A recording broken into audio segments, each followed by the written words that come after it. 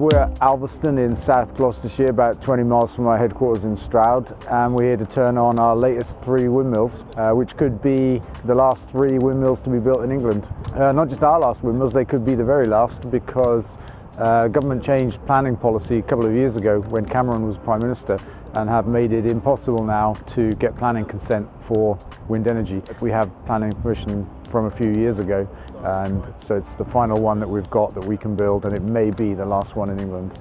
Wind energy onshore now needs no support. There are no subsidies for renewable energy, by the way. That's a kind of mistake in terms. It's not government money. The government created a market for renewable energy. I mean, government money is given to nuclear, it's given to fracking, it's given to the fossil fuel industry. You know, the support, which is a subsidy to the fossil fuel industry, is around about £1,000 a household per year.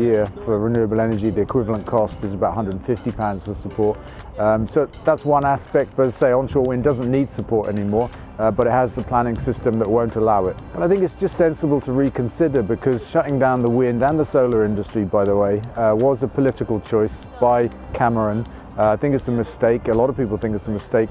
There's a report a couple of weeks ago that said it will add £1 billion to our energy bills over the next 4 years if we don't allow onshore wind to come back, because it's the cheapest form of energy available to us, and of course it's also free of pollution and carbon entirely, helps us fight climate change, that kind of stuff. So it makes no sense environmentally or economically not to allow onshore wind to be built. Our Builds into Mills model is still here with us. We've got planning consent for a green gas mill, which is an entirely new way of making gas for Britain.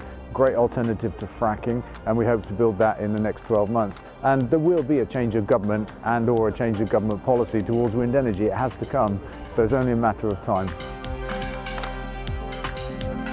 There's a compound where we have a substation, and we've just got planning consent for 10 megawatts. It'll be one of the first grid-scale battery storage projects in Britain. That is very exciting, because it's something that's only just become possible to do commercially because of the global take-up of electric vehicles that has really driven down the cost and up the performance of batteries. And so we'll put 10 megawatts over there, and then we'll use that to balance every half hour of the day, supply and demand, with fluctuations of the weather and our customers' needs. It's a little bit spooky actually, because I just went up the tower and turned that machine on, and it's the same controls that we had 20 years ago, the identical controls, and I just thought, wow, that part hasn't changed.